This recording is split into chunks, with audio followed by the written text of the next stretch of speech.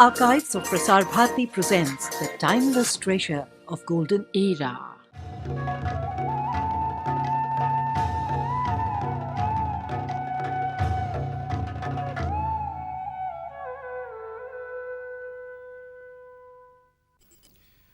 What always fascinated me about Meghalaya was the sound of music. The people seem to live music in every moment of their life. And of course, the never-failing smile that is so hard to resist. You can't help but love the land and its people. As we journeyed along the winding road that led to picturesque Shillong, I seemed to hear the Khasis singing a beautiful welcome song. The Khasis has got numerous arts of drumming, specified by the forefathers since the days of yore. Here are some of them. The first one is kasingkot, meaning an inviting beat, calling each and everyone to come to the dancing arena. Or we may call it a festival beat.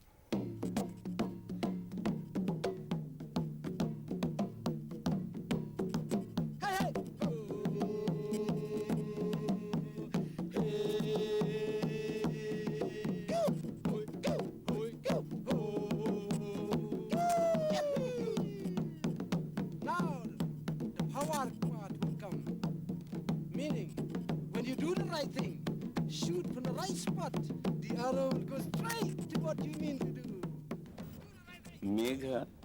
Meghalaya, abode of clouds, Meghalaya, is a new state, having been formed out of two districts of Assam in 1970. The state's main population is comprised of the Khasis, the Jaintias, and the Garos.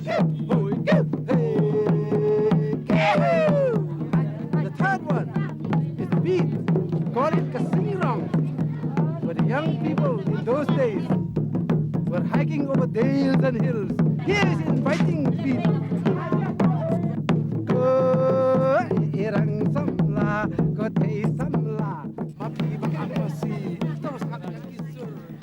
The capital city Shillong has seen quieter days. Now, the old and the new rub shoulders in the bustle of Shillong streets. But you can still find tranquility as you pedal away in the lake.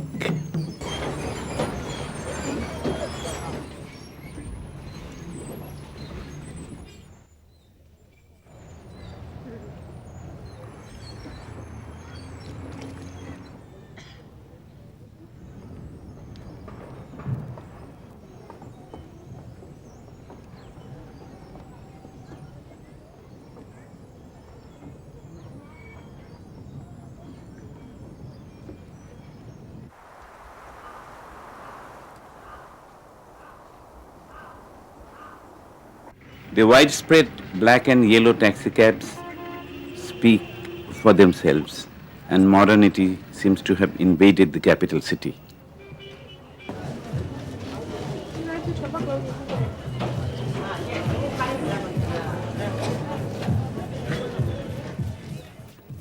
Inside this rather obviously named New Generation Shopping Complex, the needs of the new generation of people are fulfilled, and the building is full of all wares the urban consumer would seek.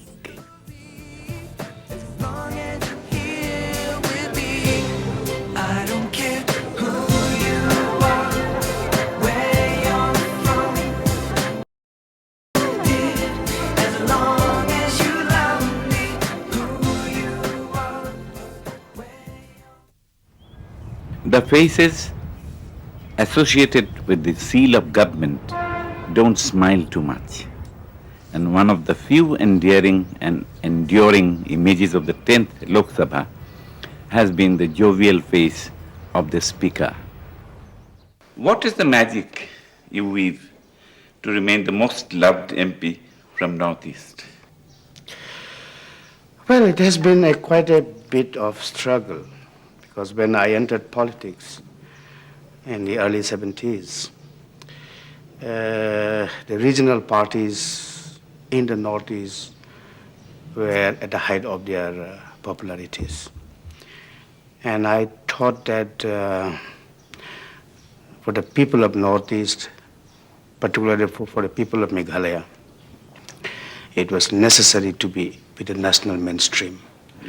And therefore, I joined the Congress Party and tried to tell the people that National Party is an answer for us, not the regional party, because Northeast have remained backward. One of the most important reasons was isolation. And if we go on talking about regionalism, we will be further isolated from the rest of the country. One of the drawbacks of the Northeast was that in Delhi, we have not been able to create a lobby to fight for the Northeast. And the Northeast have not been able to produce a leader of some stature who will have a say in the affairs of the country. The last that we had was Devakanta Barua, which was more than 25 years ago. After him, we didn't have any leader. With God's grace, with the support of the people of the Northeast, perhaps today I have achieved something in Delhi, who can have a say something in Delhi. So I intend to create a lobby for the Northeast with all the members of Parliament. And from now on, I will not consider myself as a member of Parliament from Tura constituency. No. I'll consider myself as an MP for the entire Northeast and fight for the Northeast. And my strategy is very simple. Many people say that if we have to bring development in the Northeast, there has to be peace. You see? So development through peace is the concept. I disagree with that concept. For me, peace through development is my concept. Much before we had an eloquent and peace-loving Garo MP, much before we had our own government, when India was still under the British rule, Shillong had been made the capital of the Khasi hills after the British fled the incessant rains of Cherrapunji. The rugged Khasi and Jaintia hills had been christened the Scotland of the East. Away from home, their longing for the sport must have resulted in this rambling golf course, which used to be called the Gleneagles of the East.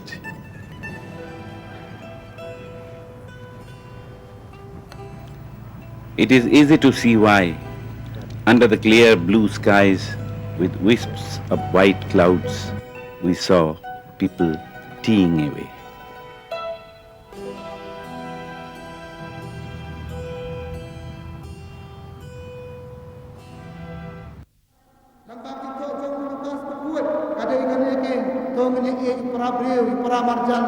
Jangan berkamtam kita bersuan kita isi ini. Ini kita kebiasa.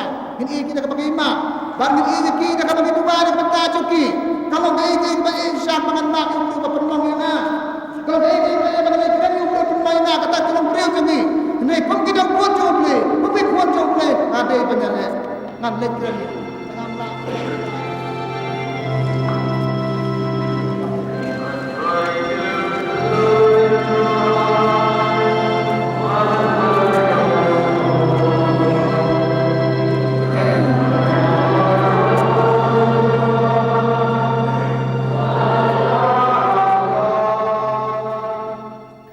Another colonial legacy that is now deeply ingrained is reflected in these exquisite painted glass windows which depict scenes from the life of the Savior who was born so many thousands of miles away.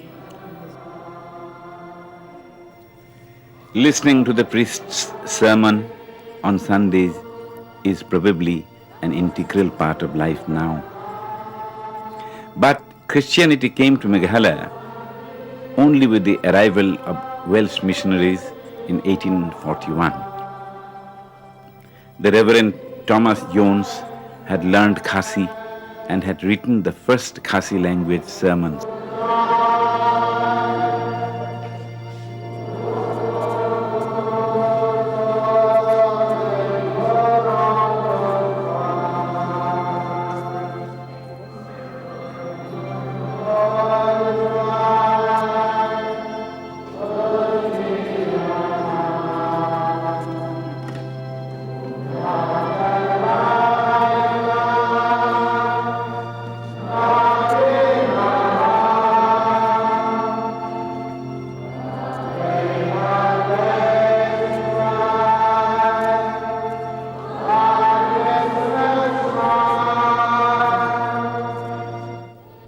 Voices at peace, singing to the Lord under the arches, holding up the high roofs. We shall leave the devout dust and go our way.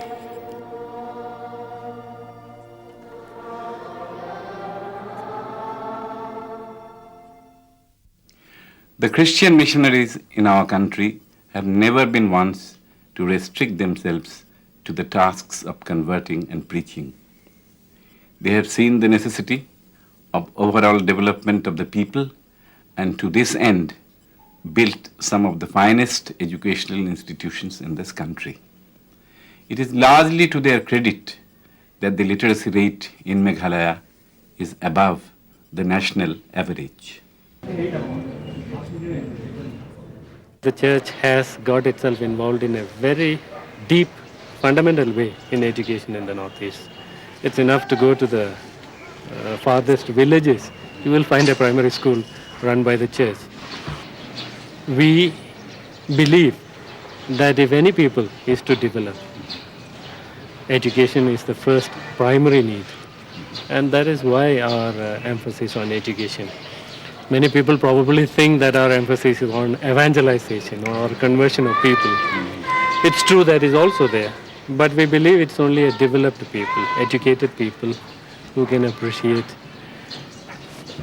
the benefits that society has to offer them. And so our involvement in education.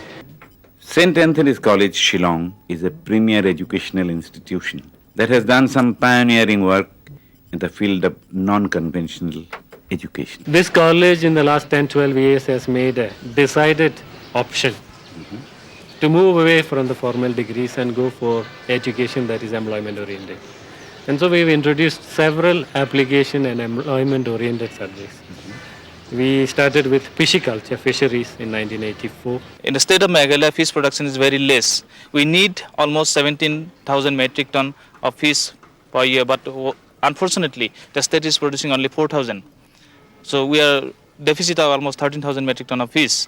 So our development, we are mainly aimed at the production of fish seed or increase the production of fish seed in the state of Meghalaya by training the youth and so that they can go for culture. And then we went on to geology. Then we went on to starting the first undergraduate course in computer science in the Northeast. Then we have gone on to mass communication and video production. It's wonderful. Biotechnology. The biotechnology, as a matter of fact, in the undergraduate level, it is the first in the whole country. We have taken some 9 species, you see, of orchids for mass propagation, and of which you see we have done about 4 or 5 species by tissue culture method. We have standardized the media, we have standardized the conditions, various conditions. So these things are doing very well. Going around the campus, you would have noticed we have a vast collection of orchids here. With the help of Government of India, we are doing several projects in tissue culture for the preservation of these orchids. You see, sometimes in the 1990, from 1990 we have tried collecting orchids here, and from 1993, formally we have started this project. Initially we have started collecting orchids from different places of Northeast India. Our project includes, you see, not only the vertical conservation of orchids, but at the same time propagation also. There's a kind of orchid called as the lady sleeper. There are 6 species, you see, of lady sleeper we find in this Northeast India, and all 6 species we have collected. And we consider it is a big achievement, you see, within a short period of time, we have collected all the 6. As a matter of fact, if you consider from the point of view of undergraduate level, you see, because it is an undergraduate college. And I think probably it is one of the very few colleges in the whole country at the undergraduate level having a research wing. And so what we are trying to do basically here is to give the students who pass through this college tools with which they can get employed or start self-employment programs, as well as an atmosphere in which they feel that they need not look to anybody for employment. They can stand on their own feet. Those are some of the philosophies that drive us and the direction that we have taken. Students here are encouraged to be aware of their environment, to know about nature, and even in their songs, they seem to have found so much affinity with nature. It can break your heart and turn it upside down. Hear me now. Does he hold your hand? Does he understand? Does he kiss your lips the way I do? Does he praise you the way you wanted to? Does he press your doorbell the way I do? So hear me, darling, hear me now. Hi, I'm Dari. Hi, I'm Ronnie. I'm Randall. I'm Gavit. I'm Polly. We are planning to do sort of get the Western and our own traditional instruments with it, so kind of fusion. So Western kind of a tune and traditional instruments. Yeah, we're trying to get that. So but we have to learn traditional instruments, I guess. Start learning that's the them. main part. Yeah. Does he ask you how your day was? And when things go wrong, was it there standing strong? So hear me, darling, hear me now. What is the reason behind this strong Western influence in your music? Do you think of it? I suppose Christianity has played a role. Yeah, the missionaries, and the institutions, and yeah, what? The media, The right? network as well. Yeah.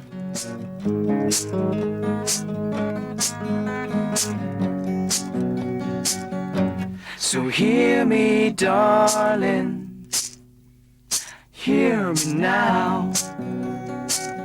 He can break your heart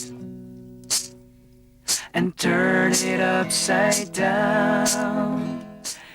What kind of songs do you write?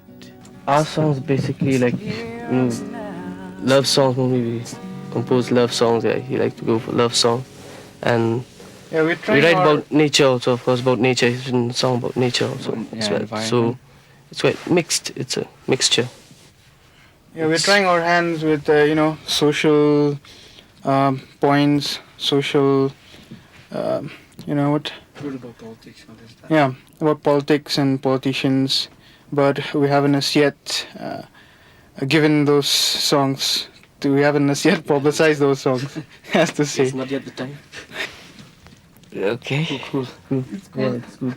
Do you think that the Northeast has not got as much attention as it should have got? Do you feel neglected?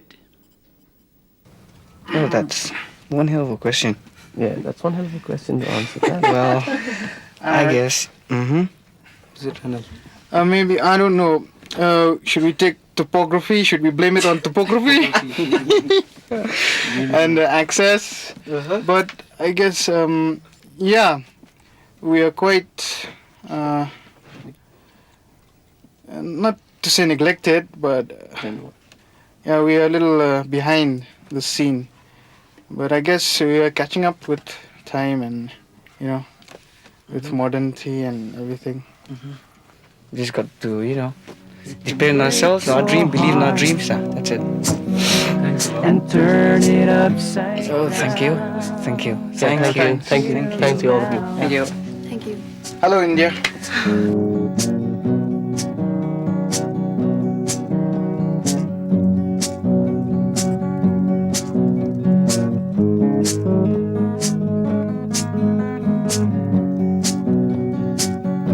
So hear me, darling, hear me now. The laughter might disguise the alienation the northeastern youngster sometimes feels. But as I left them singing and entered the magical zone of the misty mountains, my heart still bore the dying strains of the love song, and suddenly to me, it seemed like the group of youngsters were asking the entire country to perhaps pause for a second and hear them. So hear me, darling, hear me now. Sometimes, when the air is crisp and clear, when the only sights one sees and the only sounds one hears are of such pristine beauty, then words fail and the senses absorb.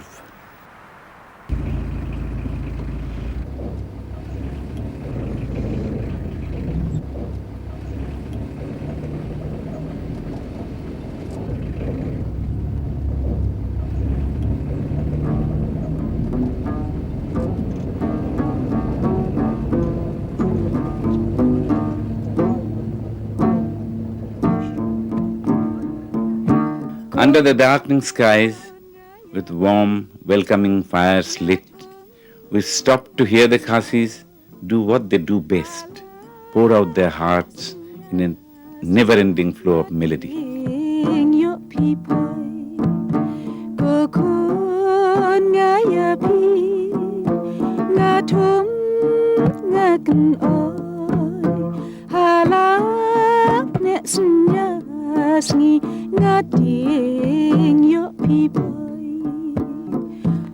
Even the English writers, when they came here, the first impression they got was the Khasis are good whistlers.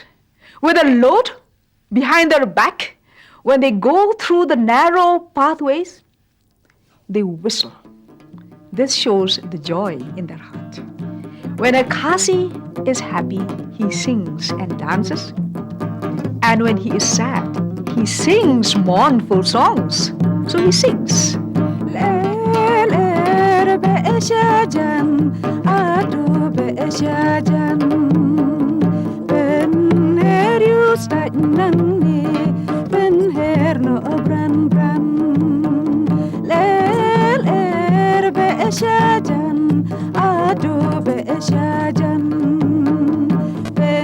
Among the Khasis, there are different types of skits, different types of tals or ragas. There are social skits, there are religious skits, there are skits used for political deliberations, that means for Khasi polity. There are skits which are used for the youths. When they go on hiking to the hills and the valleys, they play a particular skit which is called as a skit Sing Rong. Rong means color. It should be colorful. They should be happy when they are young. Now, when we speak of the skit used for Khasi polity, this particular skit which we called as Kak Sing Tingko, hopping, this is used in the middle of the night after the political deliberations are over.